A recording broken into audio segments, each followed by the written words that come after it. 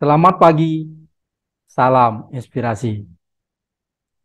Hai guys, apa kabar kalian semua?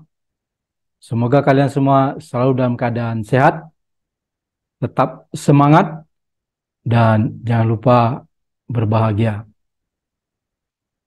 Nah, dalam rangka mencerahkan atau memberi inspirasi kepada rakyat, khususnya dalam suasana atau waktunya sebentar lagi akan pemilihan umum, kita coba sharing tentang pemimpin itu harusnya seperti air.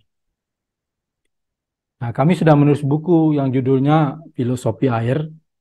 Di sini banyak sekali filosofi air yang bisa kita jadikan untuk pegangan untuk kita menjalani hidup di muka bumi ini. Apa saja karakter atau sikap atau syarat yang dibutuhkan oleh seorang pemimpin yang seperti air? Yang pertama adalah siap naik ke langit dan siap turun ke bumi. Jadi seorang pemimpin itu harus siap duduk di istana, tapi juga harus siap turun melihat rakyat-rakyatnya yang paling bawah, yang paling susah. Lalu yang kedua adalah mempersatukan yang terpisah. Kita tahu hanya air yang bisa mempersatukan semen, batu, dan pasir, serta besi, sehingga menjadi bangunan yang kokoh. Ya, jadi pemimpin itu bukan memecah belah, tapi mempersatukan yang terpisah. Lalu yang ketiga, dirasakan keberadaannya. Bahkan sangat dibutuhkan keberadaannya. Kita tahu orang bisa meninggal karena dehidrasi, karena kekurangan air.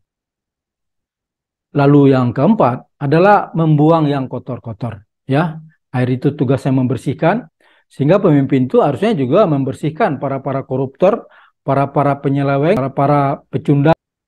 Lalu yang kelima adalah selalu memberi manfaat, bukan mengambil manfaat. Kita lihat air mulai dari telaga di puncak gunung sampai ke muara di laut selalu memberi manfaat dalam perjalanannya. Begitu juga dengan seorang calon pemimpin harusnya.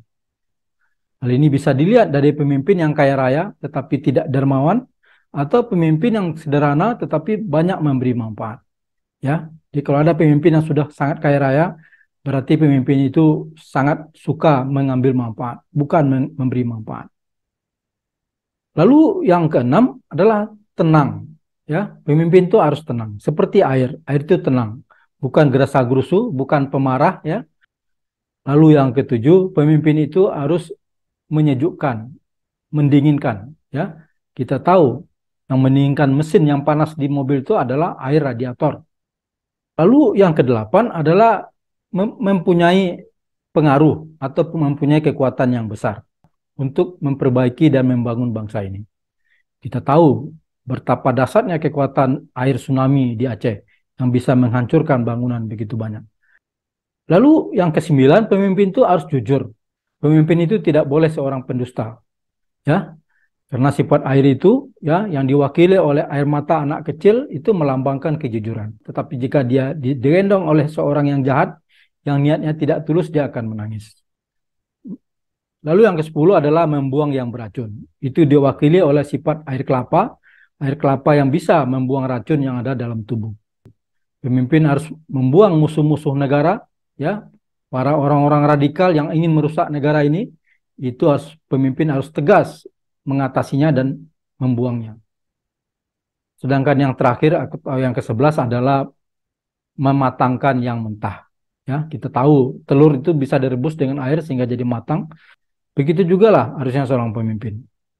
Mensolusikan suatu masalah menjadi lebih baik dan punya konsep untuk bagaimana mematangkan sesuatu yang mentah itu. Demikian sering kita pagi hari ini. Semoga mencerahkan dan bermanfaat.